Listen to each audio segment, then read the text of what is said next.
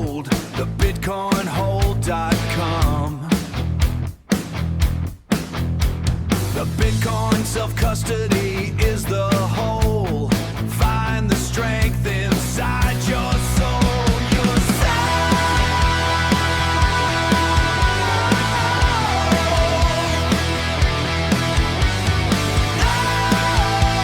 the bitcoinhold.com. So imagine you're watching a 100-story skyscraper being built, right? Okay. The absolute most critical part of that entire structure is the one you basically never see, the foundation. Right, the bedrock. Exactly. And usually it's poured in broad daylight, it's inspected, it gets tested by structural engineers. I mean, you would never pour concrete in the pitch dark, immediately cover it up, and just kind of hope the underlying math of the soil holds up 1,000 tons of steel. No, of course not, because you have to actually verify the bedrock. If your foundation is based on, assumptions, or if it's obscured by some proprietary mix that no independent auditor can actually test, well, the whole structure is compromised from day one. You're simply waiting for a crack to appear. But the crazy thing is, when you step outside of Bitcoin and look at some of these so-called privacy networks, they are doing exactly that. Yeah, they really are. They are actively pouring concrete in the dark. They're trading verifiable bedrock for this murky, exotic math.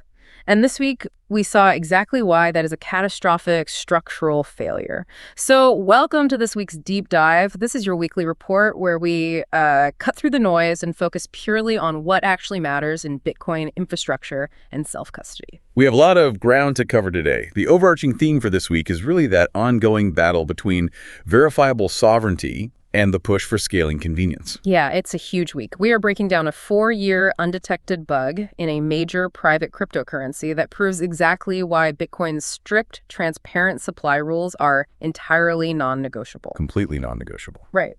And we're also looking at a real changing of the guard in the Lightning Network as a true legend steps down. Plus, we've got the explosion of the ARC protocol, which is making self-custody scaling actually seamless, and some incredible dispatches from the BTC Prague conference on why an air-gapped hardware wallet is your ultimate defense against AI. So whether you're managing just a single hardware device or orchestrating a really complex multi-sig vault, this deep dive is designed to sharpen your self-custody craft. We're going to dig into the operational habits that actually keep your keys safe. Let's start right at the absolute foundation, because before we can even talk about scaling layers or hardware firewalls, we got to talk about the base layer. If the supply of the asset isn't verifiable, well, nothing else really matters. It's game over. Yeah, game over. And this week, Shielded Labs disclosed a critical soundness bug in the Zcash Orchard Pool's zero-knowledge proof circuit. And this wasn't a minor glitch. No, not at all. This bug had been live on the network for 4 years. If exploited, an attacker could mint arbitrary, counterfeit coins completely undetected. What's fascinating here is the architectural trade-off that actually led to this. To understand the severity, you really have to look at how a zero-knowledge proof, specifically a ZK snark, actually functions in the real world. Right, because it's not magic, it's math. Exactly. So in an effort to achieve total base layer privacy, networks like Zcash hide the inputs. They hide the outputs, and crucially, they hide the total supply. Which sounds good for privacy, but they delegate the integrity of the money entirely to highly complex cryptographic math. The proof system asserts that the hidden transaction is valid, but there is no public check. So if the math fails, if there is a single under-constrained element in that massive circuit, the money is compromised invisibly. Okay, let's unpack this bit. Let me put that in practical terms. It's like a bank auditor who isn't allowed to actually look inside the vault, right? Okay. The auditor is just handed a highly complex mathematical proof by the bank manager saying, trust me, the gold is in there. If the manager's math has a hidden flaw, the auditor has absolutely no recourse. They just have to rubber stamp a lie. That is the perfect analogy. Yeah. And honestly, this is the fundamental reason Bitcoin's model is vastly superior. Bitcoin solves the supply auditability problem by making the ledger fully public. The UTXO model. Yes, Bitcoin uses the UTXO, or unspent transaction output, model. Every single full node on the network verifies that strict 21 million cap by doing simple addition every 10 minutes. Simple addition. Nothing exotic. Exactly. No circuit has to be flawlessly coded for that property to hold. No researcher has to find a bug for it to be ruled out. I want to push back a little here, though, because privacy is obviously still a massive need for anyone conducting transactions. You don't always want your entire financial history public. Do we just have to accept total transparency to maintain a hard cap? Like, is there no middle ground? Well, there is a middle ground, but it has to be layered correctly. Blockstream's recent analysis of the Liquid network provides a really brilliant counterexample of how privacy should be engineered without sacrificing that supply verification. Okay, how does Liquid do it differently? So Liquid uses cryptographic tools called Peterson commitments and range proofs, specifically bullet proofs. And what these tools do is hide the transaction amounts and the asset types, but they do not hide the fact that the supply balances, they keep the balance check completely public. Give me a visual for that, because, hiding the amounts but proving they balance sounds a bit like magic to someone who isn't steeped in cryptography. Sure. So imagine you have two completely opaque lockboxes on the left side of a balance scale, representing the inputs of a transaction. Okay, I'm picturing it. And you have two opaque lockboxes on the right side, representing the outputs. You have absolutely no idea how much gold is in any individual box. But if the scale balances perfectly in the middle, with absolute mathematical certainty that no new gold was created out of thin air. Ah, I see. So the network can add hidden amounts together without revealing what those amounts actually are? Precisely. And if someone tried to mint fake Bitcoin on that network, the scale would tip and the entire network would immediately reject the block. Exactly. If a comparable soundness bug existed in Liquid's implementation, the failure mode is entirely different. A broken balance shows up as a sum that does not zero out, and it happens immediately on every single node. It would just show up as a block validity error. So it's instantly caught. Right. You simply don't have a scenario where fake supply just sits in a dark pool indefinitely for 4 years. The auditor running a node can prove the supply is correct without knowing a single individual amount. Which brings us to the most important point of this entire segment. The only way to actually enforce these rules yourself, to be that auditor verifying the 21 million cap and not trusting a third party, is to actually run your own node. Absolutely essential. Yeah, and if you haven't taken that step yet, you really need to check out the Bitcoin nodes comparison on thebitcoinhole.com. It is the perfect resource to help you find the right hardware to run your own node so you can personally verify that the bedrock of your wealth is mathematically sound. Because as this week proves, if you can't verify the supply independently, you are taking on an entirely different, highly dangerous risk profile. Well said. We have established why the transparent, verifiable base layer is essential. But there's an obvious friction point here. Running a node and verifying the bedrock is great for deep cold storage, but you can't exactly buy a coffee with a 10-minute block time and a base layer transaction fee. So how do we maintain that verifiable math while moving at the speed of a retail transaction? Right, and that logically brings us to Lightning. And a truly monumental update from the developer ecosystem this week. Rusty Russell is stepping away from Core Lightning after 11 years. It really is the end of an era. Rusty made his first commit back in May of 2015. Over the last 11 years, he authored 9,762 commits to Core Lightning. That is insane. It really is. That is over 53% of all commits in the repository's entire history. And out of those nearly 10,000 commits, there were only 18 reverts. Anyone who has ever written code or worked on production systems knows how absolutely mind-blowing that is. It's unheard of. It is a feat of engineering precision that you almost never see. Yeah, it reflects his deep discipline from his days working on the Linux kernel. But his legacy isn't just the sheer volume of code, it's the direction he pushed the network. We really have to look at his long-term project, which is Bolt 12. Right, Bolt 12. Just recently, Bolt 12 was officially merged into the Lightning specification. This is actually the first new bolt added to the network since 2017. Here's where I want to play devil's advocate for a second. I hear what you're saying about Bolt 12, but if Lightning is supposed to be this frictionless experience, why did it take 11 years and 10,000 commits just to get to this point? What was the actual engineering bottleneck that made this so incredibly hard? Well, decentralized consensus on payment protocols is just brutally difficult to engineer safely. Bolt 11 invoices, which is what we all use today, are single-use and they expire. That requires the receiver to be actively online to generate a new invoice every single time someone wants to pay them. Which is a huge pain for merchants. Exactly.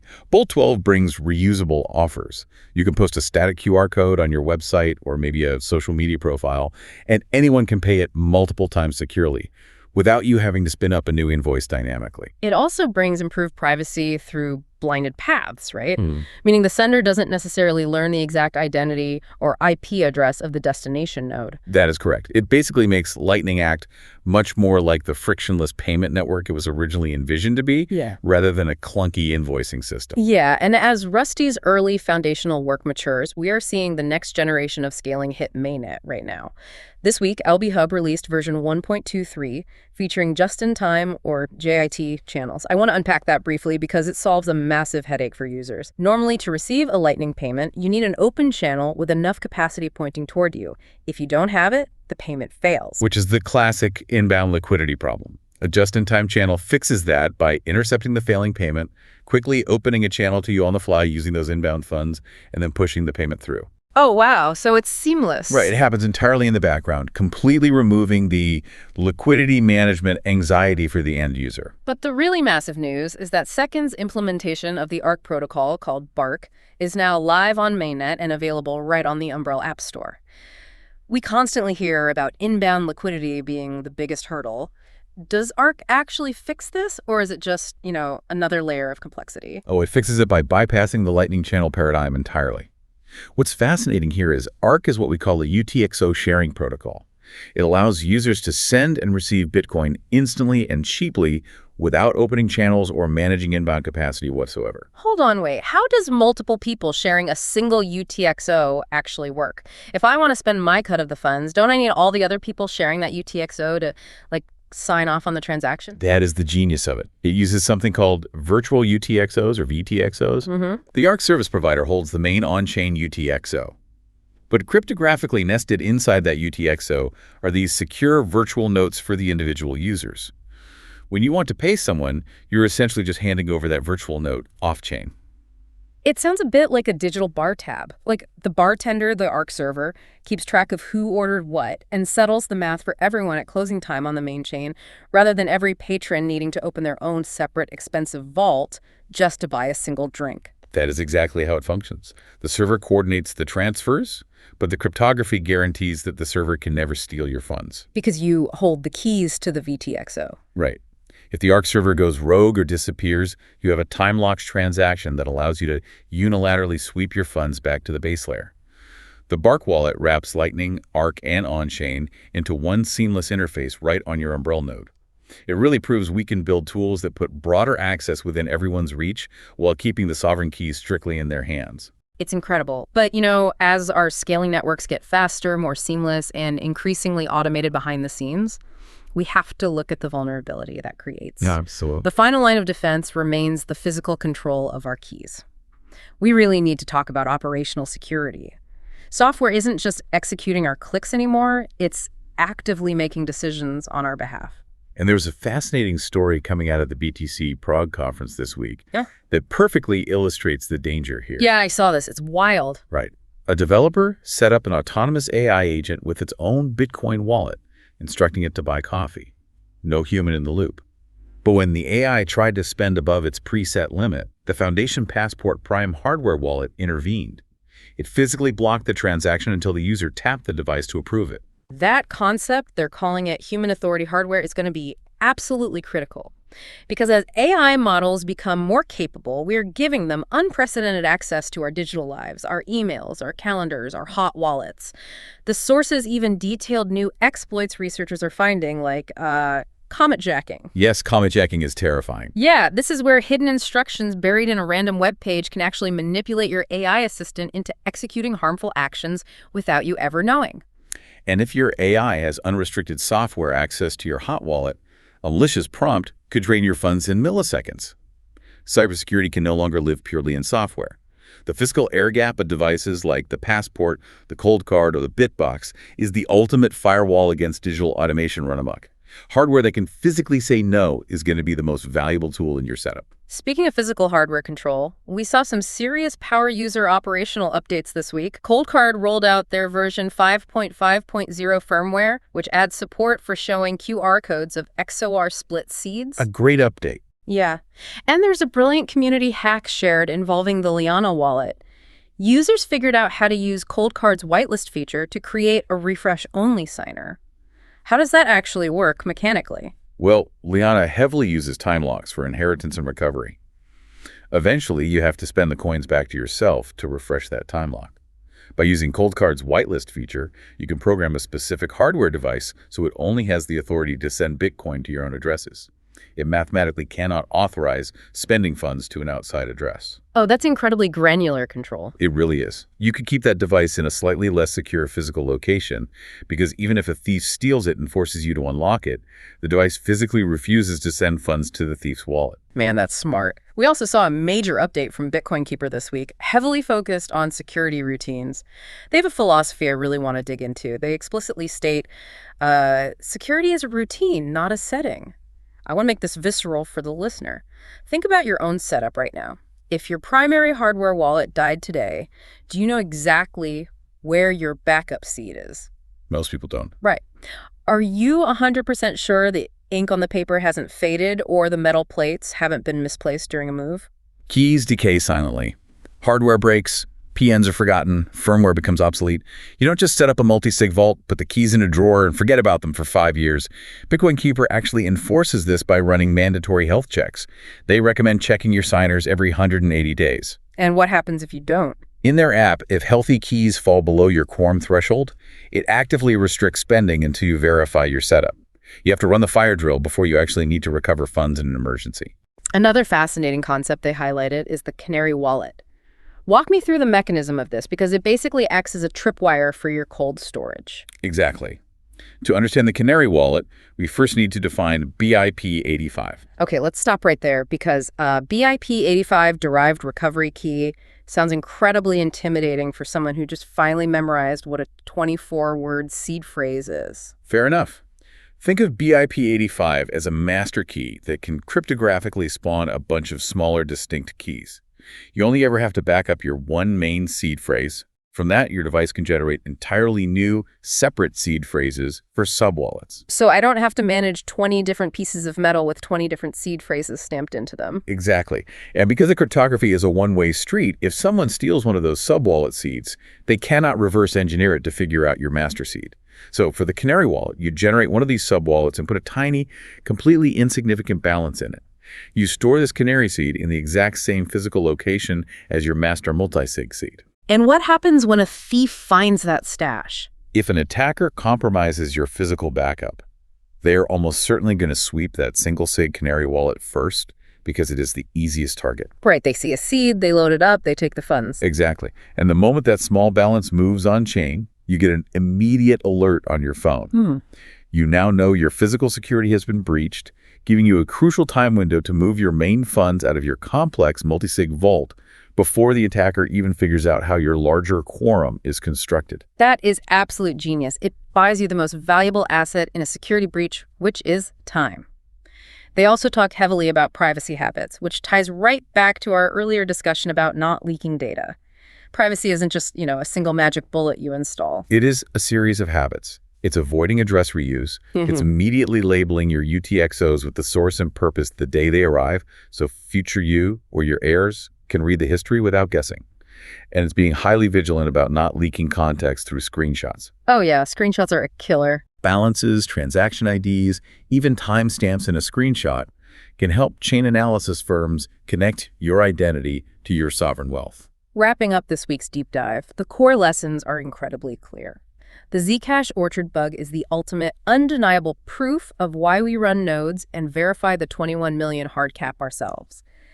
Obscure math is no substitute for public transparency. Absolutely not. Rusty Russell's incredible legacy and the rapid launch of the ARC protocol prove that Bitcoin's second layers are maturing to handle retail scale without forcing us to give up our sovereignty.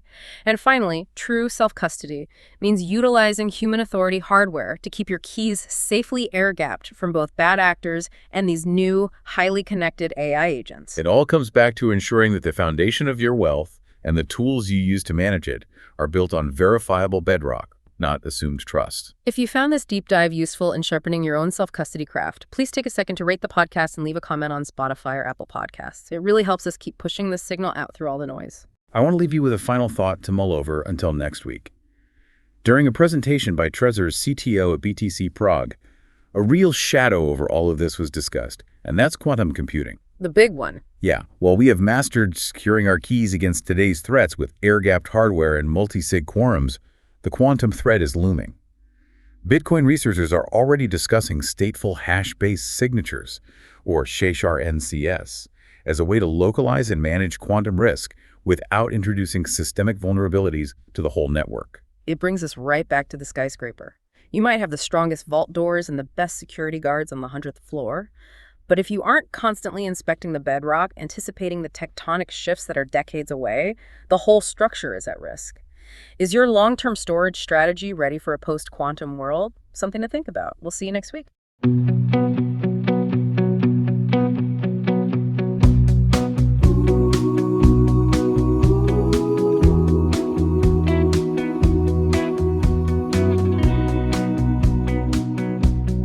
Hold your own keys.